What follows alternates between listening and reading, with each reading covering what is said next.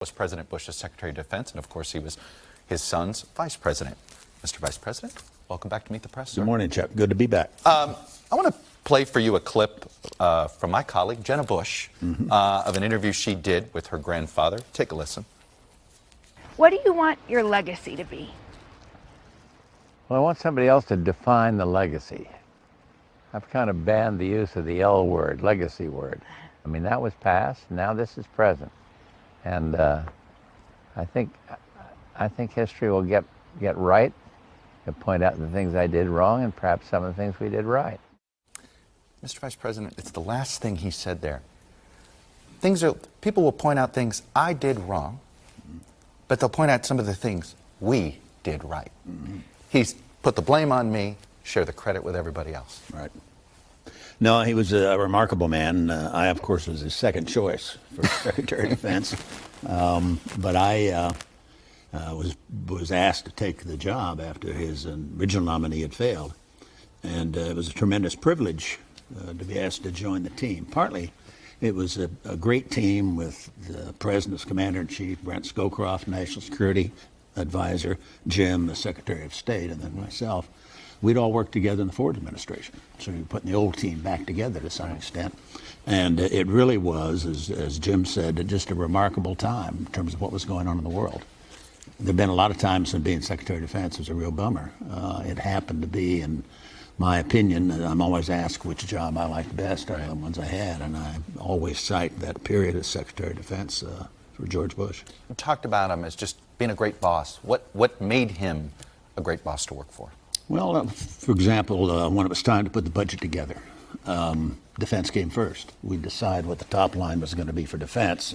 I was free to go spend that, and everybody else got what was left.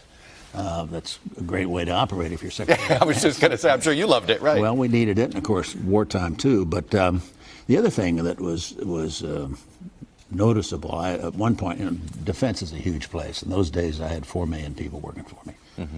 And 2 million active duty, 1 million reservists, 1 million civilians. Right. And but at one point I had to relieve one of the members of the Joint Chiefs. Had done some things that weren't ethically bad, but just totally off course from the direction I wanted to go in. Right. I called the president to ask if I was okay, have any problem.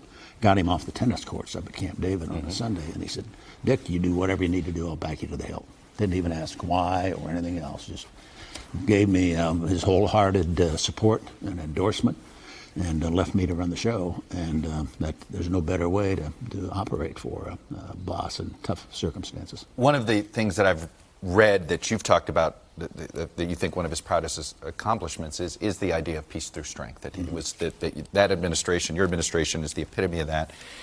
It does seem as if the word restraint is a positive when describing President Bush and foreign policy. How would you describe it?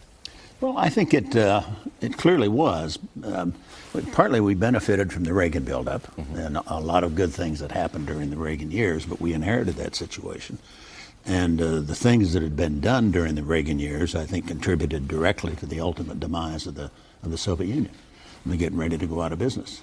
The relationships that established then with Gorbachev, for example, and the way that we operated. We had the military capacity. We generated significant success in the desert when we went to the Gulf War. And at the same time, that sort of backed up everything anybody ever thought about us, including our adversaries. Right. There wasn't anybody that wanted to mess with the United States. And over time, that ultimately, obviously, led to the decision by the Soviets to shut down their operation. What was interesting, and I saw one of these, I think it was Secretary Baker said, you know, President Bush was insistent that as the Soviet Union was falling, as Eastern Europe was falling, don't poke Gorbachev. Exactly. I can remember I'd get into a little bit of a tug and pull back and forth with Brent Scowcroft. I was interested in getting military attachés into all of those embassies of all those newly independent and sovereign states. Right. Brent wanted to go slow. He obviously was speaking to the president, and I did it the way they wanted it done. But on the one hand, there was a great temptation to move aggressively to make sure we controlled and maintained the enormous success of the collapse of the old Soviet Empire. On the other hand, and the president led the charge, obviously, it was his call.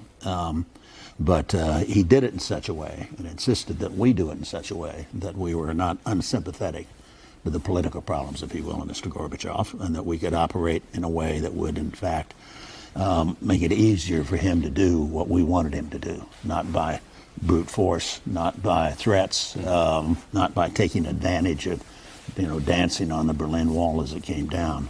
It was masterfully handled. You worked for the father, you worked for the son. Mm-hmm. I'm sure having everybody asked you to compare them as bosses, this or that.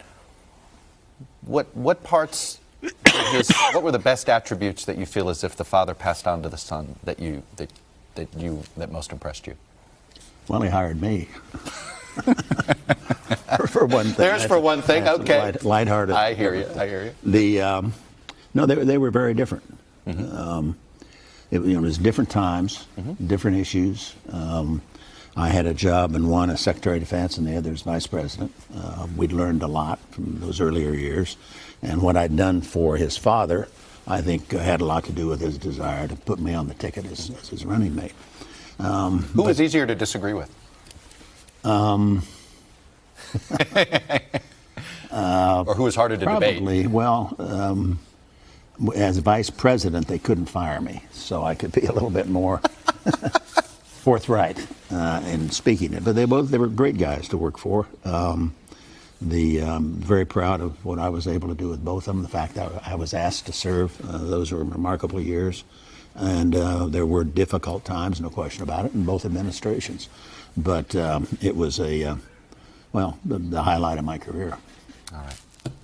Mr. Vice President, it's always good to see you. Thanks for coming in. Good to be back, Chuck. You look healthy. You feel good? Feel great. New heart sticking. Everything's good. Great. Well, good to see you, and we'll look forward to more remembrances this week. All right. Hey, NBC News fans, thanks for checking out our YouTube channel. Subscribe by clicking on that button down here, and then click on any of the videos over here to watch the latest interviews, show highlights, and digital exclusives. Thanks for watching.